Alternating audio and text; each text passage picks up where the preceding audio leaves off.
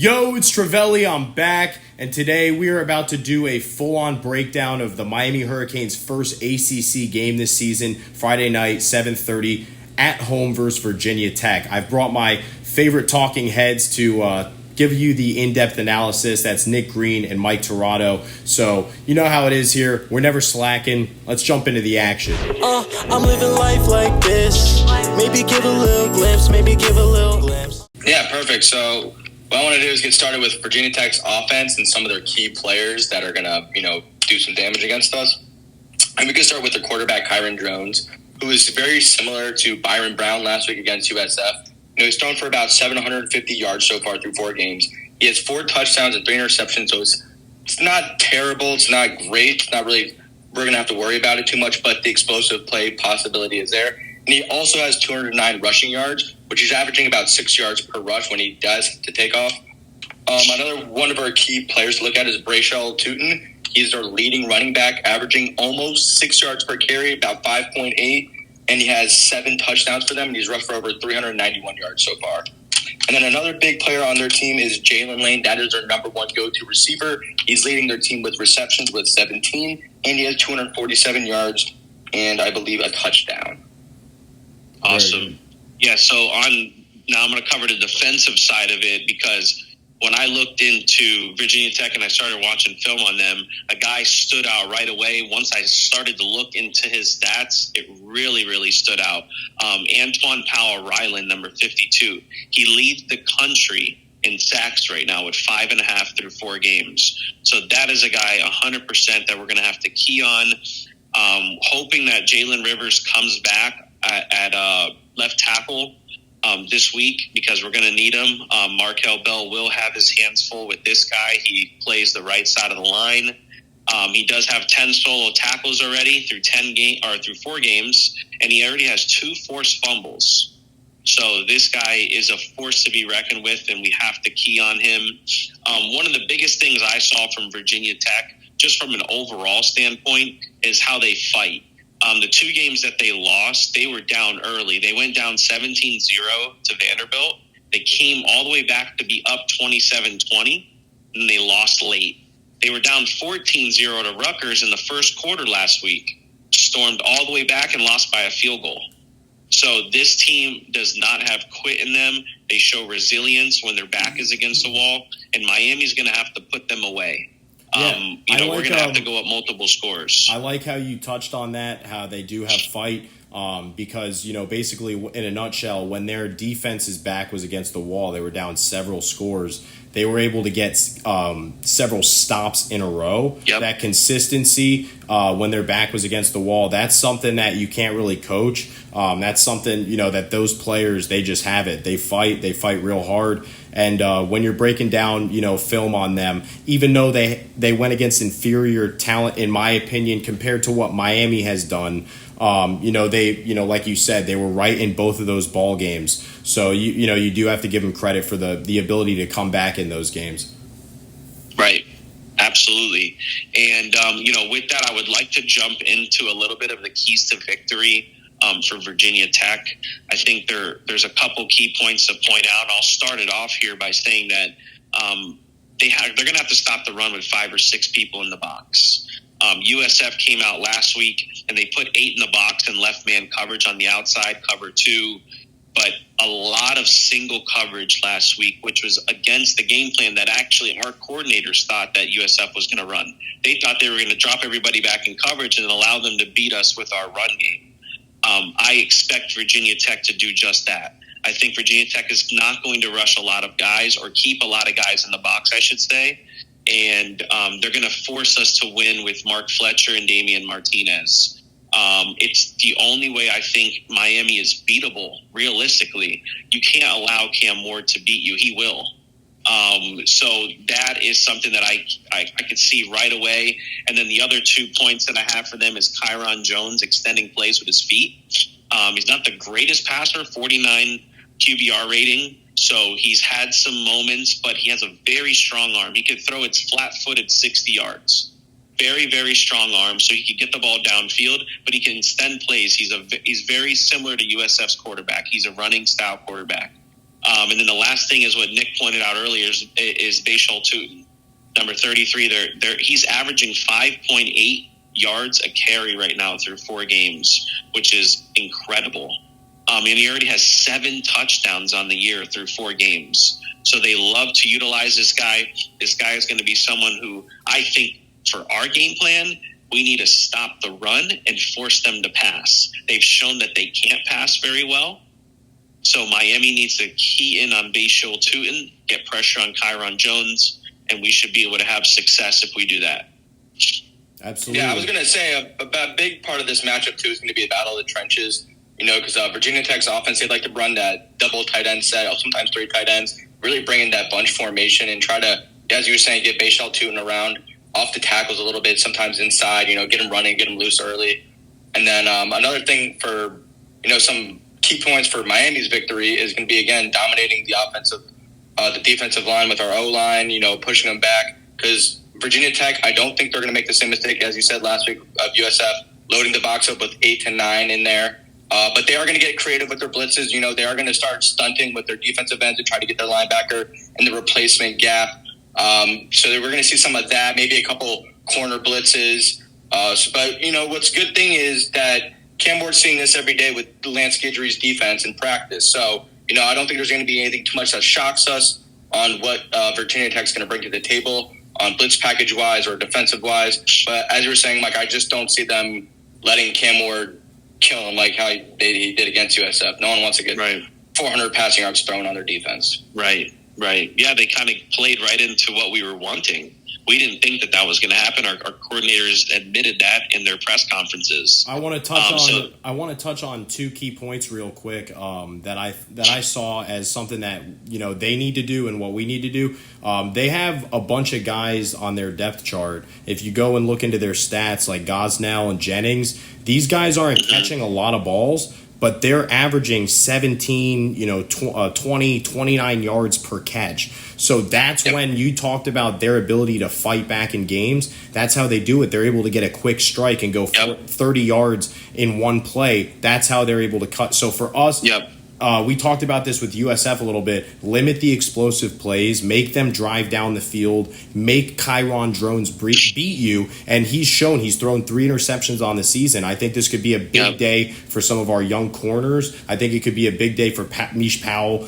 Someone's going to get a pick in this game. I definitely feel that based on the fact that we can make them drive the length of the field. No explosive plays on the outside. If we limit Kyron Jones on the ground, he is their second leading rusher. Everything you guys touched on, I think, is right on, so spot on. So far. All his interceptions came from when there was pressure. He was running, throwing against his body, doing things that you shouldn't do. I don't agree sometimes even when Cam Ward does it, but he's been getting away with it. But QB 101, you don't ever throw against your body. Right. And they've done that, and that's when he's thrown his interception. So if Miami can get some pressure, I think that's huge. And right now, to jump right into Miami's keys to victory, right away, I see an opportunity is early. First 2 offensive possessions, come out and score. We were very close to doing that versus USF, and as we alluded to earlier, that would have, in our other video, that would have changed the pace of the game. If Jacoby George doesn't give up that interception there, we go up 14-3, and it's a whole different ball game. So I think if Miami can go up 14-0, just like Rutgers did last week, and Rutgers shows that they held on and they won. Obviously, roster-wise, we're very different from Rutgers this year, and I don't see them being able to come back. If they're down 14-0 against Miami, I think that they'll have some fight, but I just can't see it being enough. And then kind of going into what I was saying, we need to pound the rock. I don't think that they're going to stack the box. 4 to 5 yard average we need from our backs. That's what we need to look for. And then, if Cam Ward throws 300 yards, it's over. There's just you can't allow 4 to 5 yards and then have Cam Ward go for 300. You're going to have to limit him and pick your poison. Whatever you think you could stop first or stop in general is where you're going to have to fight. And if I'm Virginia Tech, I'm going to try and limit Cam Ward and then let the running backs beat us. I think it's the only way possible that Miami could struggle. offensively at least. Very true. Yeah. So another thing I was going to say for the Miami offensive point, we got to limit penalties. Last week was unacceptable. We had, I believe it was 9 penalties for 93 yards, something like that, around those numbers. Just too much undisciplined football. Yeah, really. You just got to make the right plays. We got to get that out of our heads. And a lot of it wasn't pre-snap. It was a lot post-snap penalties. Yes. That's what made me upset more, because pre-snap is also disciplined, but post-snap is even more disciplined because that's emotion. Post-snap penalties are emotional penalties. And you cannot have undisciplined football late in the year, especially in the ACC championship or the playoffs. You have 93 yards of penalties against Texas. You're not winning that football game. It's just not going to happen. You could get away with it at USF, but these bigger schools, Ole Miss, Georgia, if we have to play these teams in the playoff, it has to be clean, disciplined football, because they're definitely not going to make the mistakes. Yeah. So we can't shoot ourselves in the foot. Yeah, I'm going to talk about just some comparisons real quick, and one thing that I think that Virginia Tech does well. I think that some comparisons real quick, just like we touched on before, we've played Florida on the road, we've played USF on the road, and I'm going to say that those are tougher games than Rutgers. I'm going to say that those are, tougher games than Vanderbilt, in my opinion. And if you look at what they've given up defensively, could be another big game for Cam Ward. When you look at what he did versus USF, he didn't really have a clean game. He threw a lot of incompletions that he normally wouldn't. Jacoby George's mistake cost us early, and I think he still threw for over 400 yards and 3 touchdowns. Yes. So that tells me he's primed to have a big week versus Virginia Tech, in the sense that they've given up over 100 yards more per game on average than the Miami Hurricanes. When you look at the difference in talent that we've played against, I think it's night and day. I mean, neither team has had the strength of schedule that's very difficult, but it's no denying that, we've had a tougher path up to this point, and we've performed better defensively. So that's one thing, comparing the two teams. I think our defense really could step up in this game, limit Kyron Drones, make mistakes. I think our offense is going to run away with it. And then I wanted to talk about, one thing that Virginia Tech does very well. If you look at their offensive production, it's a perfect balance of rush and pass. They're almost 50-50 split in yardage. That tells me that their coordinators, even when they're down big in games, they stay committed to the run, and then they set up the pass off of it. They're looking to break off big plays off teams that are like, hey, we're getting beat in the run game. Then they take off the top off you. So I think that they're going to try to stay balanced versus the Canes. They, like I said, they have very equal yardage on both sides of both rushing and passing. So definitely need to key in on that and know that they're not going to abandon their run game, even if they go down 14-0. They're going to keep trying to run the ball with Tootin. Yeah. So, Andrew, then let me hear what your score prediction would be for the game. Yeah, so last week, I mean, you guys all know we killed it. Like, we crushed it on our score predictions. I think we all were within 3 to 5 points. And even though, we actually held USF to 15, I think I had them at 20. I'm going this week.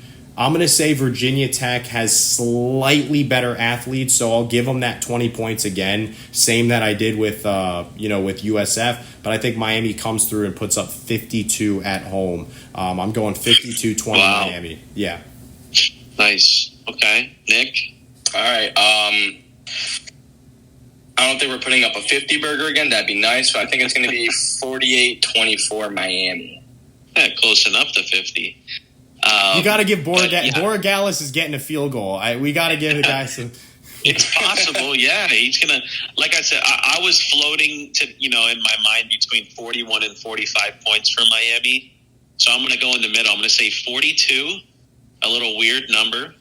I'll go 42-13. Perfect. I think they get 1 touchdown and 2 field goals. I gave USF 13 points last week. They got 15. So I was within 2 points. And the touchdown we gave up to USF was because of a very flukish type of interception where Jacoby George, they wouldn't have had that short field to be able to score. And they scored off of a trick play. Wasn't even their standard offense. They had to throw in some magical play to score, and then they never scored the rest of the game. Special. So, exactly. So, I don't see them being able to find success against us. And even if they did Lance Guidry would be able to adjust to it. Even if they came out in the first half. Last note before we dip, boys. I don't know if anyone caught up with any of Mario's comments throughout the week. Ruben Bain, yes or no? Are we going to see him this week?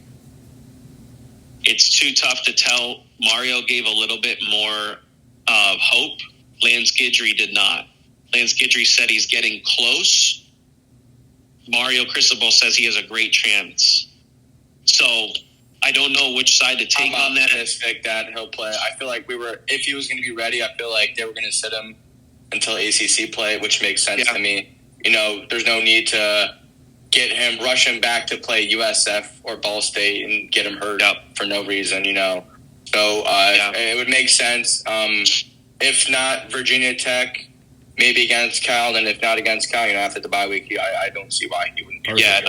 I think more importantly, and we'll end on this, I think 100% you have to put in Jalen Rivers. I think Jalen Rivers is more important in this game than Ruben Bain. Yep. Because of their number 52 on the defensive line that has been tearing it up. If Rivers can at least get some type of rotation in there to help out on that side of the line, I think it's more important. Awesome. Well, listen, boys. As always, we thank you guys for coming on. If you guys want, we have their handles right there. Go ahead and give Nick and Mike a follow. We'll always be covering the Canes throughout this magical season that we're on. Can't thank you guys enough for coming on, as always. And you know how we do it to end off. Let's go, Canes. Go Canes. Go Canes, baby. Peace. I'm living life like this. Maybe give a little glimpse, maybe give a little glimpse.